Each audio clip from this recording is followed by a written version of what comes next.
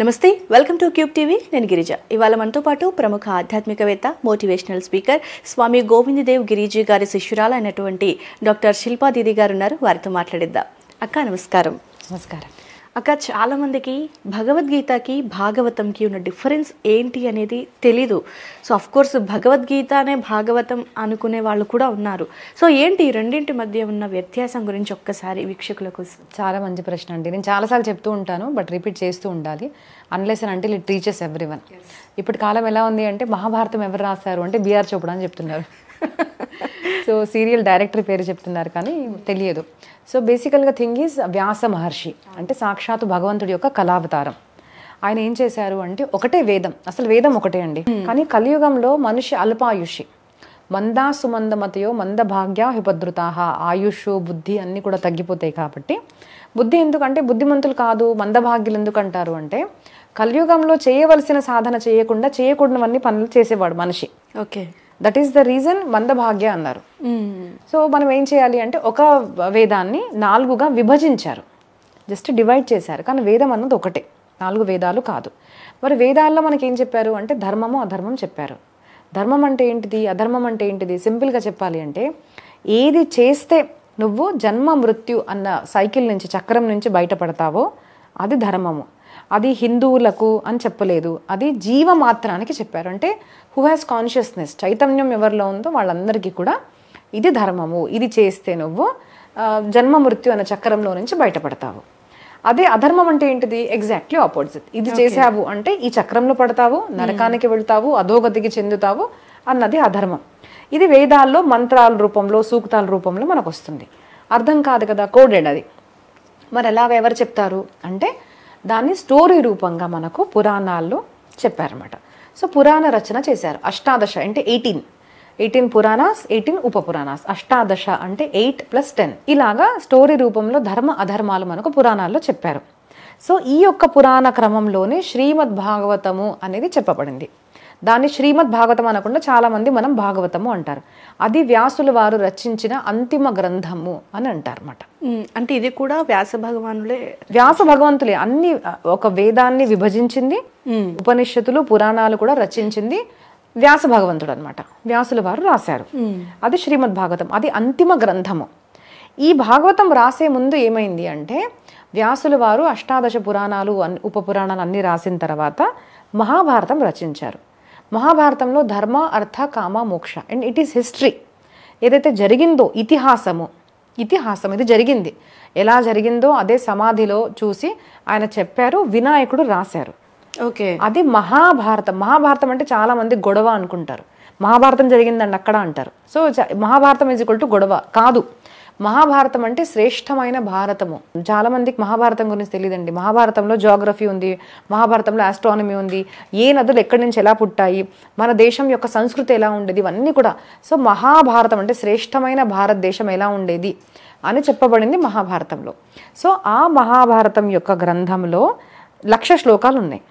దాంట్లో ఈ 700 శ్లోకాస్, 701 శ్లోకాలు అంటే శ్రీమద్ భగవద్గీత. ఓకే, భగవద్గీత దాంట్లో ఒక భాగం మాత్రమే.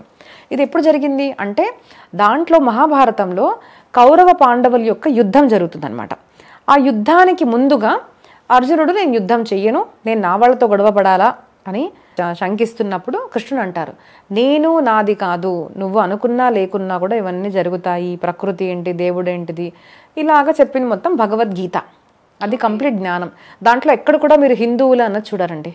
It is for everyone. ఒక చక్కటి లైఫ్ మేనేజ్మెంట్ ఒక బుక్ చెప్పండి అక్క అంటే భగవద్గీత. ఓకే, మనుష్య మాత్రానికి ఇప్పటికీ కూడా రిలవెంట్ గా ఉండే గ్రంథం శ్రీమద్ భగవద్గీత. మరి ఈ మహాభారతం కూడా రాసిన తర్వాత ఏమైంది, దాంట్లో ఒక భాగం భగవద్గీత. తర్వాత మహాభారతంలోనిదే భగవద్గీత ఒక భాగం మాత్రమే 700 శ్లోకాస్. మహాభారతం ఈజ్ 1,00,000 శ్లోకాస్. ఆ 1,00,000 శ్లోకాస్ లో ఈ 700 శ్లోకాస్. అది సంవాదం అనమాట. అంటే dialogues between Krishna and Arjuna. Yes, అదే సంజయుడు ధృతరాష్ట్రుడికి చెప్పాడు. సంపూర్ణ ఎక్కువగా ఉన్నది కృష్ణుడు అర్జునుడికి చెప్పింది అనమాట. అర్జునుడు డౌట్స్ అడగడము, కృష్ణుడు చెప్పడము, ఈ యొక్క సంభాషణ, దీన్ని శ్రీమద్ భగవద్గీత అంటారు. కృష్ణుడి యొక్క పాడిన పాట గీత అని గీత. దాని తర్వాత ఏమైంది అంటే, ఇన్ని పురాణాలు రచించినా కూడా నాకు సంతోషం కలగడం లేదు, ఏదో ఉండిపోయింది అన్న భావనతో ఆయన బాధపడుతున్నప్పుడు నారదుడు సాక్షాత్తుగా వచ్చి, అంటే ఇప్పుడు ఇక్కడ కొంతమంది కన్ఫ్యూజ్ అవ్వచ్చండి. 18 పురాణాస్ అయిపోయింది కదా, మరి భాగవతం ఏంటి అంటే 18 పురాణాస్లో దేవి భాగవతం కౌంట్ చేస్తారు. ఓకే, అది కూడా భాగవతమే, దేవి భాగవతం. దాని తర్వాత ఇన్ని రచించాను, మహాభారతం కూడా ధర్మార్థ కామ మోక్షాలు అన్ని రాశాను నేను మహాభారతంలో, నాకు సంతోషం కలగలేదు, ఏదో ఉండిపోయింది, ఏదో ఉంది, ఇంకా ఒక లోపం ఉండిపోయింది అనేసరికి నారద మహర్షి వచ్చి ఆయనకు చతుశ్లోకి భాగవతం చెప్తారు. 4 శ్లోకాస్. ఏదైతే నారాయణుడు బ్రహ్మదేవుడితో చెప్పాడు, బ్రహ్మదేవుడు నారదుడు చెప్పాడు, నారద మహర్షి వచ్చి వ్యాసుల మహర్షి చెప్తారు. ఆ 4 శ్లోకాస్ చెప్పి, నువ్వు ధర్మార్థ కామ మోక్షాల గురించి చెప్పావు కానీ ప్రేమ గురించి చెప్పలేదు, భగవంతుని యొక్క ప్రేమ గురించి చెప్పు. ఆ ప్రేమ ఏం చేసింది అంటే, నారద మహర్షి ఒకసారి గంధర్వుడు అనమాట, యాక్టర్. ఆ యాక్టర్గా ఉన్నవాడికి నాకు ఒకసారి శాపం తగిలింది. ఆ శాపం తగిలేసరికి నేను ఒక దాసిపుత్రుడిగా అయ్యాను, పృథ్వీ మీదకి వచ్చాను. అప్పుడు నేను భగవత్ కథాశ్రవణం చేయడం వల్ల, కృష్ణ లీలా చరిత్ర శ్రవణం చేయడం వల్ల నేను నారదుడుగా అయ్యాను. అంటే ఒక సాధారణ దాసుడికి కూడా భగవత్ కథ అన్నది నారదుడిని చేసేస్తుంది. అలాగా చక్కగా ప్రేమపూరితమైన భగవత్ చరిత్రను చెప్పు అన్నప్పుడు నారద మహర్షి ఏదైతే 4 శ్లోకాలు చెప్పారు, శ్లోకాలు దాన్ని విస్తారం చేశారు 18,000 శ్లోకాస్లో, 18,000 శ్లోకాల్లో. అది అంతిమ గ్రంథము శ్రీమద్ భాగవతము. ఈ శ్రీమద్ భాగవతంలో 12 స్కందాలు. దీంట్లో దేవుడు అంటే ఎవరు, దేవుడు 10 అవతారాలు, అంటే మన కృష్ణుడు 10 అవతారాలు, భక్తుడు ఎవరు, పారమహంస్యాం సంహితాయం, భక్తుల యొక్క కథ. దాంట్లో ఎక్కువగా మనం చూస్తే కృష్ణుడి చరిత్ర ఉంటుంది. అంతిమ మనం చూసేసరికి పరీక్షితుడి యొక్క మోక్షము, ధర్మం అంటే ఏంటిది, అధర్మం అంటే ఏంటిది, ఇవన్నీ కూడా మనకు 12వ స్కందంలో మనకు చెప్తారనమాట. ప్రళయం అంటే ఏంటిది, భగవంతుడు ఎవడు, ఎలా సృష్టి రచించాడు, ఏమేం చేయాలి, అంటే వేదంలో ఉన్న సారం మొత్తం ఒక్క గ్రంథంలో ఉంది అంటే భాగవతం. అందుకోసం నిగమ కల్పతరోర్ గలితం శుకముఖాదమృత ద్రవ సంయుతం. నిగమము అంటే వేద వృక్షం యొక్క ఫలము, అంటే సంపూర్ణ వేదంలో ఉన్న ఒక్క జ్ఞానం, ఒకటే పుస్తకం చెప్పండి అక్క అంటే అది భాగవతం. సో భాగవతం అంతిమ గ్రంథము. భగవద్గీత అన్నది మహాభారతంలో ఒక చిన్న పార్ట్ అనమాట. భగవద్గీత 700 శ్లోకాలు, 700 శ్లోకాలు భగవద్గీత. శ్రీమద్ భాగవతము 18,000 శ్లోకాలు, 18,000 శ్లోకాలు అనమాట. సో ఈ లెక్కలో భగవద్గీతలో కంటే భాగవతంలోనే ఎక్కువ శ్లోకాలు ఉన్నాయి. 18,000 18,000 శ్లోకాలు, 12 స్కందాలు. దీంట్లో 18 చాప్టర్స్ మాత్రమే ఉన్నాయి, 700 శ్లోకాలు మాత్రమే ఉన్నాయి. ఇట్లాగా. సో మహాభారతం నుంచే మనకు భగవద్గీత ఒక పార్ట్గా పుట్టింది అంతే. అయితే ఈ భాగవతం అనేది మహాభారతంలో నుంచి పుట్టింది కాకుండా సెపరేట్ లాస్ట్ గ్రంథం చతుశ్లోకి భాగవతం చెప్తే దాని యొక్క విస్తారం చేశారన్నమాట. ఓకే, అది శ్రీమద్ భాగవతము. సో అయితే మనకి భగవద్గీతలో ధర్మార్థ కామ మోక్షాల గురించి అన్నీ ఉంది. కంప్లీట్ లైఫ్ మేనేజ్మెంట్ కోర్స్, ఎలా ఆలోచించాలి, ఏం తినాలి, ఏం తినకూడదు, ప్రాబ్లమ్స్ అయినా ఫేస్ చేయాలి, లైఫ్ అన్నమాట. అసలు నువ్వెవరు ఆత్మ జ్ఞానం, ఆత్మ సాక్షాత్కారం కూడా ఫస్ట్ అక్కడి నుంచి ప్రారంభం. అసలు నువ్వెవరు, వాసాంసి జీర్ణాన్ని యథావిహాయ, అవన్నీ కూడా దాంట్లో వస్తాయి. ఇదేంటిది భాగవతం అంటే, పారమహంస్యాం సంహితాయాం, భగవంతుడు భక్తుడి యొక్క మనకు చెప్తారన్నమాట. భగవంతుడు ఎవరు, భక్తుడెవడు, రాక్షసులు ఎవరు, మరి భగవన్ నామస్మరణ మహాత్మ్యం ఏంటిది, ధర్మం ఏంటిది, భక్తి అంటే ఏంటిది, పరమహంసులు ఎవరు, భగవంతుడు ఎప్పుడెప్పుడు భక్తుల కోసం ఎలాంటి అవతారాలు ధరించారు, ఎలాంటి అవతారాలు కూడా రూపం తీసుకొని వచ్చాడు భక్తుడు. భగవంతుడు నరసింహ రూపంలో వచ్చారు, మత్స్య రూపంలో వచ్చాడు, కూర్మ రూపంలో వచ్చారు. సో మనం సృష్టి మీద ఉన్నాము అంటే దానికి కారణం ఆయన ఇలాంటి వివిధ రూపాలు ధరించారు. ఇవన్నీ కూడా భగవంతుడు భక్తుల యొక్క కథలు మొత్తం భాగవతంలో ఉన్నాయి మనకు. అయితే అదొక బుక్ మనకి చాప్టర్ గా, ఇదొక బుక్ అన్నమాట. సో ఇదేమో మొత్తం దేవుడికి సంబంధించి, అదేమో మనిషి విధానం, ఎలా ఎందుకు పుట్టావు, ఎలా పెరగాలి, what is relationship with God, నీది పరమాత్మ యొక్క సంబంధం ఏంటిది, నువ్వు పరమాత్మను ఎలా చేరుకోవాలి. ఓకే, సో నిజంగా ఏదైనా బుక్ చెప్పినప్పుడు భగవద్గీత భాగవతం సేమ్ అనే భావనతోనే చాలా మంది ఉంటారు. ఈవెన్ దో నేను కూడా అదే అనుకున్నాను ఫస్ట్.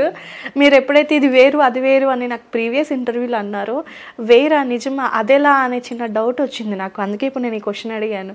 సో అయితే ఇది వేరు అది వేరు నాకు ఇంకోటి వచ్చింది. భగవద్గీత కృష్ణుడు అర్జునుడికి చెప్పాడు యుద్ధానికి ముందు. మరి అప్పుడు కథ మనకి ఇప్పుడు ఎలా ఉపయోగపడుతుందంటే, అందరి జీవితంలో యుద్ధం ఉంటుంది కదండి, ఖచ్చితంగా ఏదో ఒక రకమైన మానసిక యుద్ధము బాహ్య యుద్ధం ఉంటుంది. అప్పుడు ఏం చేయాలి అన్నది మనకు భగవద్గీత చెప్తుంది. వేరేజ్ మనం గనక భాగవతం వచ్చాము అంటే ఎవరెవరికి చెప్పారు అంటే ముగ్గురు చెప్పారండి. సూత మహర్షి నైమిషారణ్యంలో చెప్పారు ఈ గ్రంథము. ఆయన ఎక్కడ విన్నారు అంటే శుకబ్రహ్మ అంటే సాక్షాత్ శివస్వరూపము ఉన్న శుకబ్రహ్మ పరీక్షితుడికి అక్కడ ఎక్కడ ఆనందవనం అంటే హరిద్వార్ దగ్గర చెప్పారు. ఇది ఈ మూలం స్టోరీ అసలు ఎలా ప్రారంభమైంది అంటే నారద మహర్షి వ్యాసుల వారికి చెప్పారు. ఓకే, సో ఇక్కడ కూడా అదే జరిగింది. భగవద్గీతలో కూడా వ్యాసుల వారికి నారద భగవద్గీత అన్నది 700 శ్లోకాస్. అది భగవాన్ కృష్ణుడు అర్జునుడికి చెప్పాడు అంతే, కృష్ణ అర్జున. బట్ బుక్ రాసింది వ్యాస మహర్షి కదక్క. రాసింది ఆయన తర్వాత, అది జస్ట్ కంపోజ్ చేశారు ఆయన. ఓకే ఓకే, కంపోజ్ చేశారు, రాసింది కాదు. చెప్పింది మాత్రం కృష్ణుడు చెప్పాడు, అర్జునుడు రాశాడు. ఇలా జరిగిందంట అంటే అది కంపోజ్ చేశారు వ్యాస మహర్షి. వేరే ఇది ఎలాగా అంటే 4 శ్లోకాలు నారద మహర్షి ఇస్తే 4 శ్లోకాల యొక్క తాత్పర్యము విస్తారంగా సమాధి భాష అంటే ఆయన కళ్ళు మూసుకున్నారు, ఆయనకి ఏదేది అనిపించిందో అలాగా రాశారు. అదేదో ఈ బుక్ తీసుకుని దాంట్లో నుంచి ఒక శ్లోకం దీంట్లో నుంచి అలా కాదు, ఇప్పుడు లాగా పిహెచ్డి లాగా కాదు, సమాధి భాష అంటారు. అంటే పరమాత్మ చెప్పడము ఆయన రాయడము అనేది జరిగింది. మహాభారతము ఆయన చెప్తే గణపతి వినాయకుడు రాశాడు మహాభారతం, దాంట్లో ఒక భాగము భగవద్గీత అండ్ అది కృష్ణ అర్జున సంభాషణ. అదే భాగవతం కనుక వచ్చాము అంటే 4 శ్లోకాస్ని 18,000 శ్లోకాస్గా విస్తరించారన్నమాట. అది ఎవరు చెప్పారు? ఫస్ట్ నారద మహర్షి వ్యాసుల వారికి చెప్పారు. ఇది వ్యాస మహర్షి శుకబ్రహ్మకు చెప్పారు, తన కొడుకుకు చెప్పాడు. శుకబ్రహ్మ ఎవరైతే సాక్షాత్ శివస్వరూపము. ఆయన ఎప్పుడైతే నేను చనిపోతున్నాను 7 రోజుల్లో, మరి నాకు ఏదైనా మార్గం చూపించండి అని పరీక్షిత మహర్షి రాజు వచ్చిన తర్వాత, పరీక్షితుడు అంటే ఎవరు అంటే పాండవుల యొక్క పౌత్రుడు, ఉత్తర గర్భంలో ఉంటాడు మహాభారత యుద్ధంలో. ఆ యుద్ధం అయిన తర్వాత పుడతాడు గర్భంలో పరీక్షితుడు, విష్ణురాతుడు ఆయన పేరు. సో తను చనిపోతున్నాడు అని ఏదో ఒక శాపం వల్ల తను వచ్చినప్పుడు శుకబ్రహ్మ ఈయనకు ఆనందవనంలో అంటే హరిద్వార్ యొక్క క్షేత్రంలో చెప్పారు. ఇది విన్న సూత మహర్షి 88,000 ఋషులకు తర్వాత అంటే 3వ తరం వీళ్ళు నైమిషారణ్యంలో సూత మహర్షి చెప్పారు. ఓకే, ఇట్లాగన్నమాట. చాలా పెద్ద హిస్టరీ ఉంది అక్కడ. అది నేను మీకు ఇక్కడ చెప్తున్నాను. మామూలుగానే భగవద్గీత అంటే ఎంత విన్నా ఎక్కడో చిన్న క్వశ్చన్ మార్క్ అనేది పడుతూ ఉంటుంది.